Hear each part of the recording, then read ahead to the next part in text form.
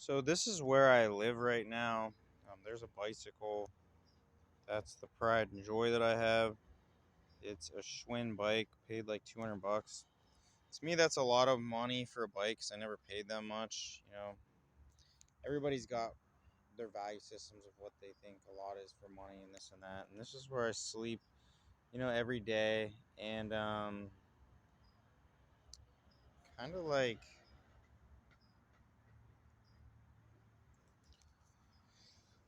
the reason I'm just kind of like, making this is just to kind of just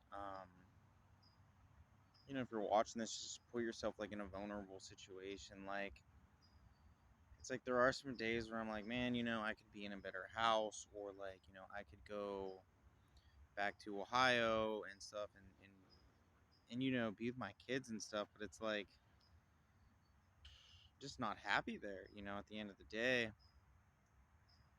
And I think we always got to do what's happy for us. Like, if I'm actually pretty happy about just living in this spot in the woods. It's weird, like, and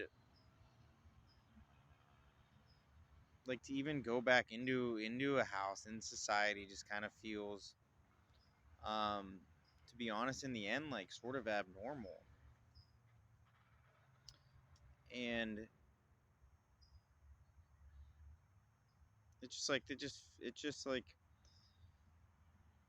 there's just a lot of like different insecurities and um stuff that I think we have, based on our upbringings, when we're taught, when we're brought up, that we have to have this sort of like type of house. Number one, we got to have the white picket fence, have to have this, and modern society like conditions and teaches us that stuff, and it's actually like the opposite way. Like, but really, it's like what kind of just cliche, like what makes you happy, what makes me happy is what you should do for your entire life, and there's always going to be like, people that have their egos, people that are addicted to competitive behaviors, that are always trying to, they're going to try to bring you down in some negative light, and